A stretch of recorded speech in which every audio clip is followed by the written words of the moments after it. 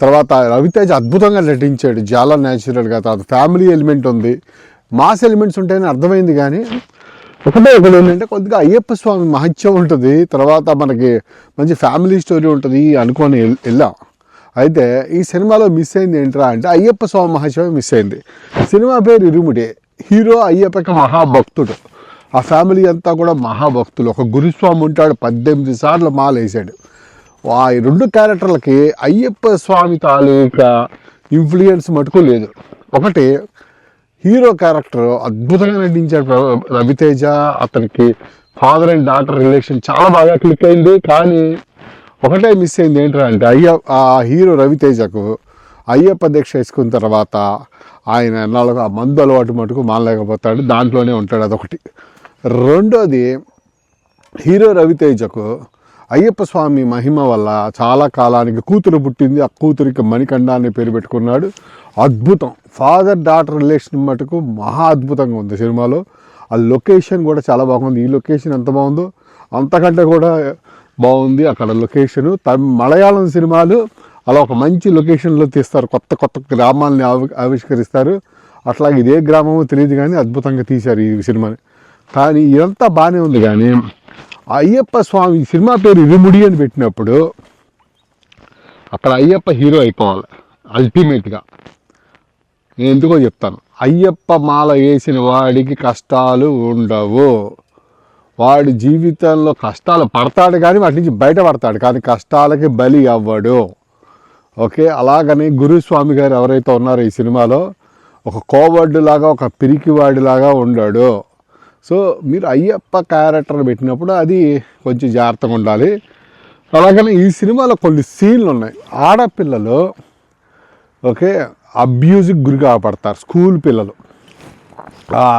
ఆ సీన్లు ఈ సినిమాలో తీయటం పెట్టడం అంటే అది ఇలా జరిగింది అని చెప్పేసి వదిలేసినా కూడా బాగానే ఉంటుంది. కానీ ఆ తీసుకొచ్చి దాన్ని పిక్చరైజ్ కూడా చేయటం వల్ల ఇరుముడి అనే సినిమా ఫ్యామిలీతో చూడొచ్చు అని చెప్పి ఆడపిల్లలతోటి పెద్దవాళ్ళతోటి వెళ్ళి నాకు సినిమాని కరెక్ట్గా ఒక 75% చూసిన తర్వాత ఆ సీన్లు భరించలేక నేను థియేటర్ నుంచి బయటకు వచ్చేసాను. ఫర్ ద ఫస్ట్ టైం ఒక సినిమాకి వెళ్ళిన తర్వాత నేను థియేటర్ల నుంచి బయటకు వచ్చేయటం అనేది ఫ్యామిలీతో ఇది ఫస్ట్ టైం.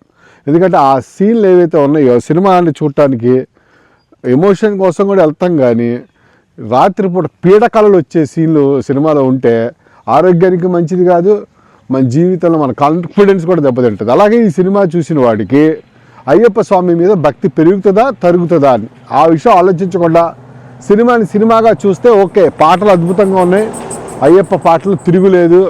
కానీ వాళ్ళు ఏం అబ్జర్వ్ చేస్తారు, ఈ సినిమాలో హీరోకి అయ్యప్ప హెల్ప్ చేశాడా, ఈ సినిమాలో అయ్యప్ప మాలలు వేసుకున్న గ్రామస్తులకి అయ్యప్ప హెల్ప్ చేశాడా, అది కదా చూస్తాడు. ఎందుకు ఇరుముడి అని పేరు పెట్టినప్పుడు మనం ఆ విషయాల్ని మనం పట్టించుకోలేదు అనేది నాకు అర్థం కాదు. అది పక్కన పెడితే ఇవన్నీ ఒకసారి cinema already block buster hit వచ్చింది టాక్. కానీ నేను ఒకటి చెప్తాను, బ్లాక్ బస్టర్ అంటే industry hit, block buster okay, అలా టాక్ వచ్చింది కదా ఫస్ట్ డే. కానీ ఈ ఎలిమెంట్, నేను చెప్పిన ఎలిమెంట్ మీద సినిమా తగ్గుద్ది చూడండి. ఇంతకుముందర ఎన్టీఆర్ కథానాయకుడు సినిమా కూడా నేను అలాగే చెప్పాను, ఫస్ట్ డే సూపర్ అన్నారు, కానీ ఎక్కడో తేడా కొట్టింది నాకు. అయితే ఒక్కోసారి ఫస్ట్ డే బాలధన హిట్ అవుతే బాగున్నాయి అన్నీ కూడా తగ్గుతాయి, ఈ సినిమా కొంచెం తగ్గుద్ది కానీ హిట్ అవుతుంది. ఇంకోటి రవితేజ క్యారెక్టర్ అద్భుతంగా నటించాడు.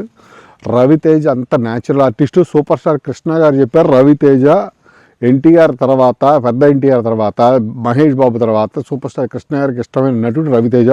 ఈ సినిమాలో అయితే రవితేజ చాలా క్లోజప్ షాట్లు కూడా చాలా ఉన్నాయి, ఎమోషనల్ షాట్లు. ఎలా నటించాడంటే అలా నటించాడు. అలాగనే కొన్ని గూజ్ బంప్ సీన్లు కూడా ఉన్నాయి.